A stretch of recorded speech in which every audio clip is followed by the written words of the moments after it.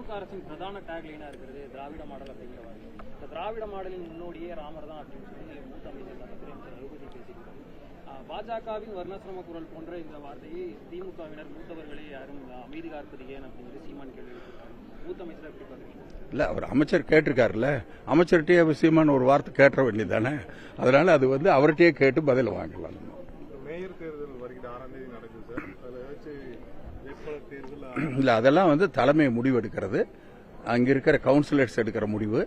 அதுல நான் இப்போ ஒன்றும் சொல்ல முடியாது. சட்டப்பேரவை தேர்தலுக்கு எல்லா கட்சிகளுமே தயார்படுத்தி ஆயத்தமா போயிட்டு இருக்காங்க. மீண்டும் திமுகவின் கோட்டையா கோவை மாறிடுச்சுன்னு சொல்லியிருக்கும்போது அமைச்சர் செந்தில் பாலாஜி வருகை அப்படிங்கிறது மீண்டும் நடக்குமா சார்? பொறுப்பு அமைச்சரா இருந்து பார்த்துட்டு இருக்கீங்க, தொண்டர்கள் மத்தியில் எதுவும் சுணக்கம் ஏற்பட்டிருக்கா? இல்ல, தொண்டர்கள் மத்தியில் சுணக்கம் இருந்ததுனாக்க இந்த எம்பி எலெக்ஷன் எப்படி இருந்திருக்கும்? தொண்டர்கள் நல்லா தயாரா இருக்காங்க. எங்களுக்கு பாலாஜி வந்துடுச்சுனாக்க இன்னொரு மடங்கு அது வலுப்பெறுங்கிறது எங்களுடைய கருத்து. பாலாஜிக்கு கண்டிப்பாக விரைவாக அந்த இது நடக்கும். அவர் கண்டிப்பா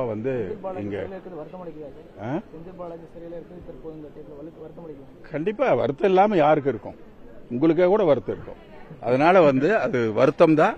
அது ஒரு தவறான நடவடிக்கை. அது ஒரு சட்டத்திலே புறம்பானது. சுப்ரீம் கோர்ட்ல கூட 1000 கேள்வி கேட்டாங்க. அது முடிவு வருகிற பொழுது தெரியும். அதனால வருகிற பொழுது நிச்சயமா இங்க மிகப்பெரிய அளவில், ஏன்னா இப்ப நாங்க தேர்தல் நோக்கி வேலை செய்யல, மக்களுடைய பிரச்சனையை நோக்கி தான் வேலை செய்யறோம். எங்களுக்கு தலைவர் சொல்றதே தேர்தலை பத்தி யோசிச்சுட்டு இருக்காதீங்க, என்ன மக்களுக்கு பிரச்சனை இருக்கோ, என்ன எங்களுக்கு மனு வந்ததுன்னா அந்த மனுவை டிஸ்போஸ் பண்ணணும் அப்படிங்கறத சொல்றாங்க. இப்ப நாங்க டைப் பண்ணி கலெக்டருக்கு அனுப்பிச்சிட்டு நாங்க ஒரு காப்பியை வச்சுக்கிட்டு ஃபாலோ பண்றோம். இதெல்லாம் ஜனங்களுக்கு இருக்கிற பிரச்சனை. அதே மாதிரி மனு வாங்கறதுக்காக இப்போ ஒரு தலைவர் ஒரு ஸ்கீமை கொண்டு வந்தார். 30 நாள்ல அதை டிஸ்போஸ் பண்ண சொன்னார். மணிக்கணக்கிலே முடிஞ்சது. இதெல்லாம் எதுக்காக? பொதுமக்களுக்கு இருக்கிற பிரச்சனையை சுலபமாக தீர்த்து வைப்பதற்காக. அந்த மாதிரி பல திட்டங்கள். குழந்தைங்க படிக்கிறது, பெண் குழந்தைங்க படிக்காம விட்டுறாங்கன்ட்டு அதுக்கு திட்டத்தை கொண்டு வந்தாரு. எல்லாம் உங்களுக்கு தெரியும்.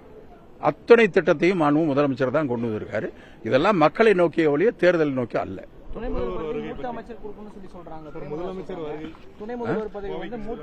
இல்ல, நாங்க அதான் நிகழ்ச்சிகள் இருக்கு. நாங்க வருகை பத்தி பின்னாடி டேட் எல்லாம் கன்ஃபார்ம் பண்ணிட்டு சொல்றோம். துணை முதல்வர் பதவி மூத்த அமைச்சர் கொடுக்கணும் அப்படின்ற மாதிரி பிரேமலதா சொல்லியிருக்காங்க. கட்சி எங்களுதுங்க, எங்க ஆட்சிங்க, எங்க தலைவர், எங்க கட்சி முடிவு பண்ணோம், எங்க எம்எல்ஏக்கள் முடிவு பண்ணோம்.